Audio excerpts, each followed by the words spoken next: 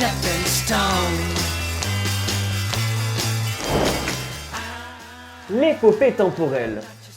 Déjà, rien qu'avec le nom, on s'imagine pas mal l'aventure qui nous transportera dans une multitude, 17, d'époques différentes. Pourquoi autant de rebondissements à la Code Quantum, me diriez-vous? Pourquoi mettre en péril tout le continuum espace-temps et la réalité, tout simplement? Quelle peut être cette chose qui vaut la peine de mettre en péril toute forme de vie dans l'univers? Une paire de seins. You serious? Comme quoi, un week-end en amoureux à 3, en compagnie des LED, s'inspire toujours des Odyssées. Dans la deuxième saison, finalement, le temps est cassé. Dégage. Une personne mal intentionnée, pour ne pas dire suicidaire, a envie de changer le cours du temps, alors que dans la saison 1, il était dit que c'était impossible. Donc le futur, au final, n'est plus ce qu'il n'était. Sera... aurait dû être...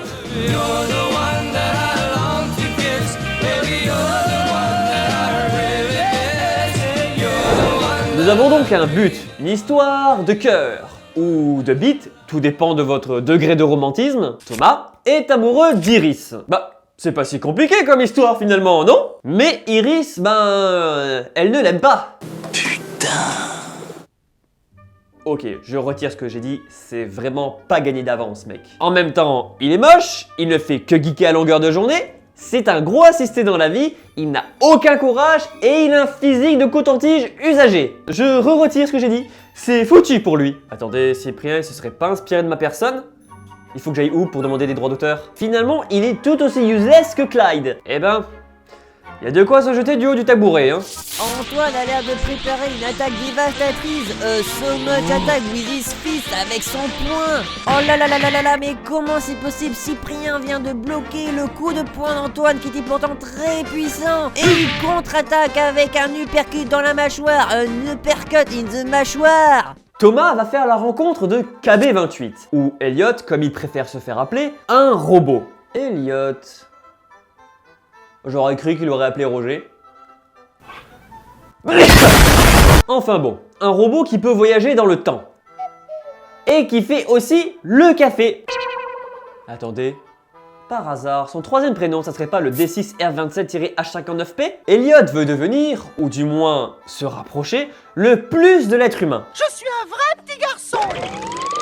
Putain, je n'en vois vraiment pas du tout l'utilité, hein. Surtout si c'est pour finir comme Thomas. Il va surtout servir de guide pour Thomas et nous, auditeurs, en nous donnant des informations sur le lieu et la date de leur destination. Épatant. Et si vous n'êtes pas trop largué en histoire, vous saurez vous repérer et imaginer les lieux, hein. Vous en faites pas, c'est pas très compliqué. Cyprien choisit des lieux et des époques que l'on apprend dans les manuels de 6ème. Les livres, hein.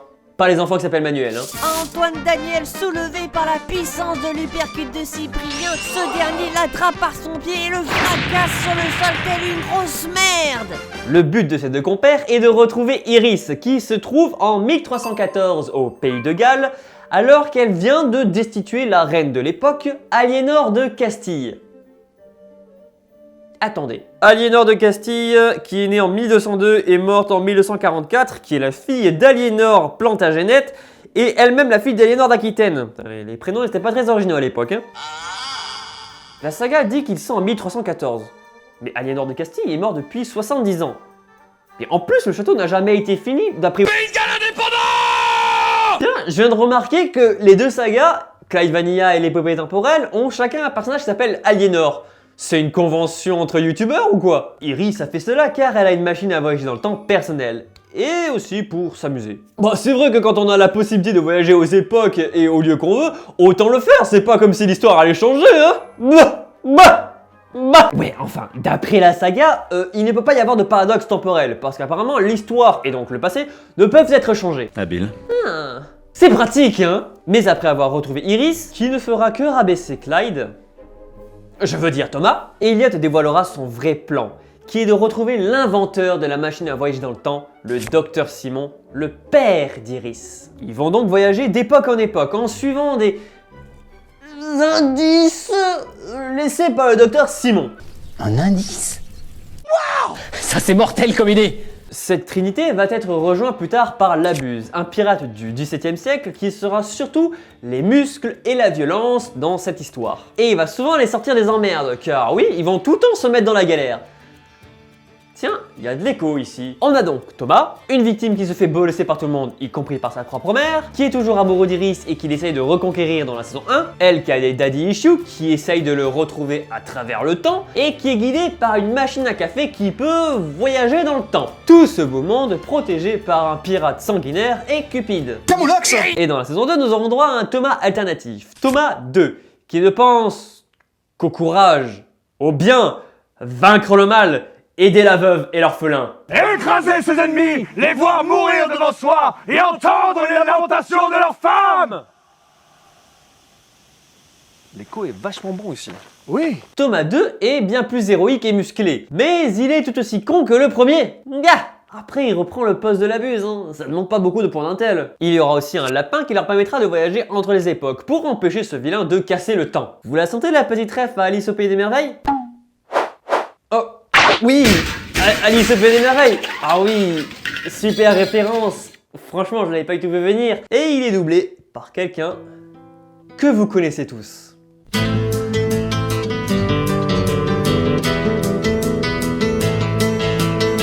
On arrive sur le gros point fort de cette saga, un bon gros gueuleton avec entrée, plat, dessert, une pièce montée sur 4 éléphants en guimauve, le tout supporté par une tortue en chocolat blanc. Comment? Déjà, Thomas, c'est Cyprien. Enfin, doublé par Cyprien. Cyprien joue pas mal, mais ce qui est un peu dommage, c'est que c'est sa voix naturelle quand il joue Thomas.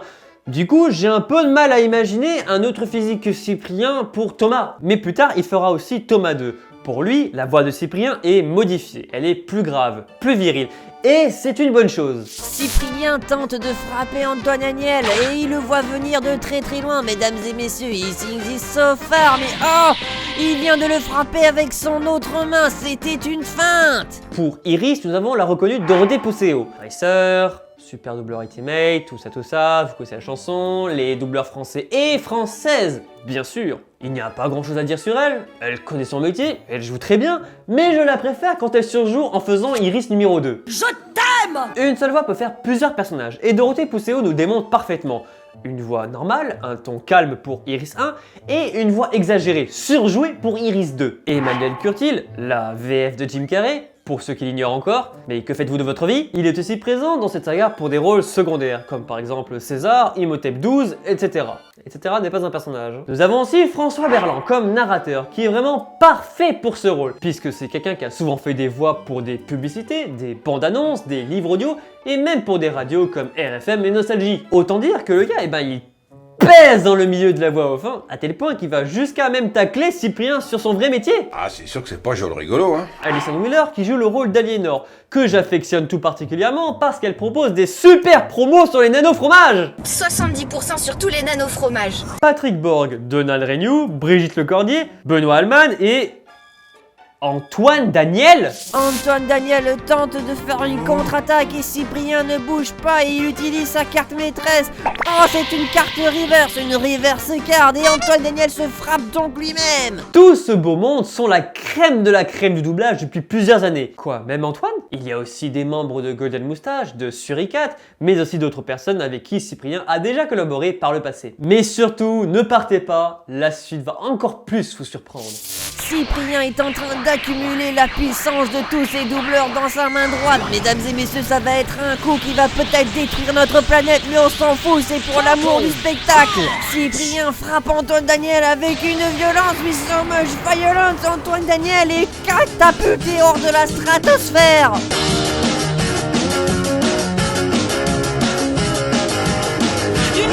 Il y a beaucoup,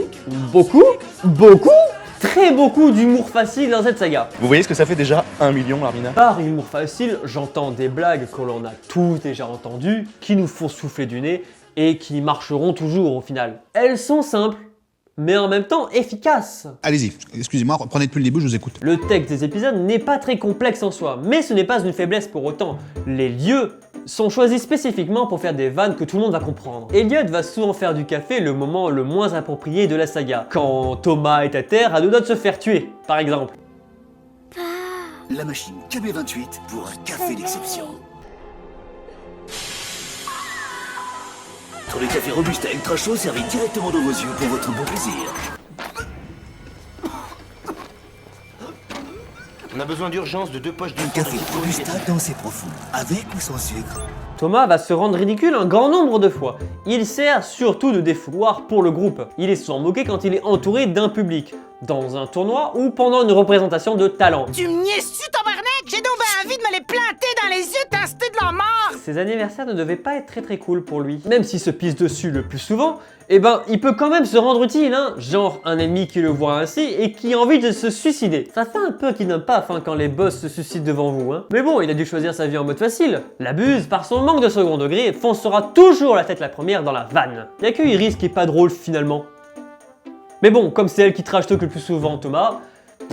Non mais je sens bien que vous essayez de me dire quelque chose. Dans la première saison, nous avons Aliénor qui va revenir à chaque épisode, au moment le plus inopportun. C'est un running gag assez drôle, il faut l'admettre. Dans cette saison, leurs vêtements ne s'adaptent pas à leur époque. Du coup, c'est assez drôle de s'imaginer un homme en moule bite débarquer au 12e siècle.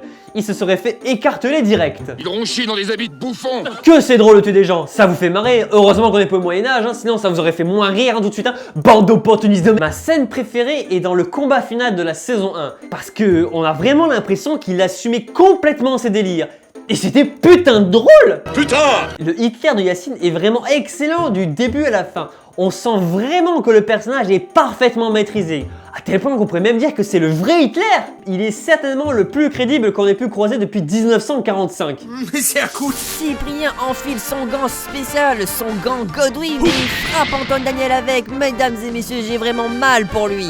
L'auditeur est vraiment tenu par la main. Que l'on ait 12 ou 30 ans, on comprend facilement les vannes, les références, les rares chansons mises en place. En parlant de chansons, j'ai besoin de votre avis. Même s'il fait chaud, il boit son cacao. Et pendant qu'il le douille, on lui fait des chatouilles. On est d'accord, c'est la version tout public qui est chantée là.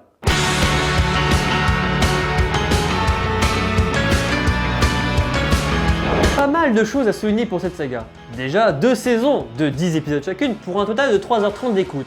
Ça fait un bon Marvel à écouter tout de même. Les épisodes durent entre 8 et 14 minutes. C'est facile et rapide à écouter. Par exemple, quand on attend 2 correspondances métro, quand on est au shot, ou entre 2 engueulades avec sa copine. Alors normalement, pour le prochain point, je devrais me baser uniquement sur l'aspect audio, vu que je me base uniquement sur ça normalement, sur les sagas MP3, mais je tiens quand même à souligner le fait que plusieurs artistes ont fait des illustrations pour la saga MP3, l'épopée temporelle. Ce qui est d'autant plus cool, c'est de voir le nombre de styles différents présents quand on perçoit les épisodes sur YouTube. Chaque artiste a sa vision des personnages. Je suis très content de voir que Cyprien a pu demander à Boulet, Carinsac, Bertrand Todesco, le dessinateur, Willy Homme de faire des dessins contre quelques retours pécuniers. C'est un beau geste pour soutenir ces artistes qui ont peut-être du mal à vivre de leur métier, et entre artistes, il faut toujours se soutenir. Ah là là, je suis tellement désolé pour toi Julien. J'espère au moins que tu as été le seul en ce cas-là. Ladies and gentlemen, alors que Antoine Daniel est en train de moisir sur le sol, une baffe se matérialise derrière Cyprien et le frappe. Mais qui peut-on se d'autre? Hein? Je ne sais plus quoi dire. Une des grandes forces de cette saga est son thème, son générique, qui sera adapté, arrangé à chaque époque.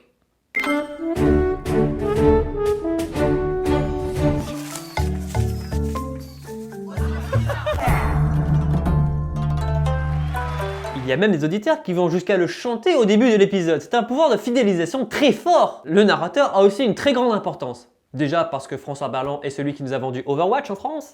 Overwatch. Des soldats, des scientifiques, des aventuriers, des marginaux. En plus de cela, il stimule l'intérêt des auditeurs pour la saga MP3 par son propre intérêt à l'histoire. Et par mimétisme, ils ont envie de faire comme l'autorité suprême d'une saga, c'est-à-dire comme le narrateur. Au début, il dit qu'il connaît la fin de l'histoire. Et au final, au fur et à mesure des épisodes, il décide de se mettre au même niveau que les auditeurs pour la découvrir en même temps qu'eux. Comme s'ils partageaient un bon moment ensemble. Cyprien est en train de porter Antoine Daniel à bout de bras par son cou. Mon dieu, ah non, c'est vraiment, je ne peux pas regarder ça, mesdames et messieurs. C'est vraiment insoutenable. C'est quand même pratique d'avoir des voyages dans le temps sans avoir de conséquences dans cette ligne temporelle. Du coup, les personnages peuvent facilement s'adonner à des activités qui auraient pu changer le cours de l'histoire, sans se soucier des conséquences. Du moins, c'est ce qu'ils croyaient. Le rapport entre les personnages évolue. La discussion privée entre Thomas et Iris sur leurs sentiments, comment ils se perçoivent l'un l'autre, avec leurs yeux, pardi. Il y a aussi des références à des films, des jeux vidéo, à la pop culture et même à d'autres youtubeurs. Ça va carrément mettre en avant le commentaire d'un viewer par le narrateur en personne. Il aurait été très égoïste de ma part de ne pas vous dire que l'original du dabber était l'homme de Vitruve. C'est cadeau, ça me fait plaisir. D'autant plus que c'est Miflu qui me l'a appris.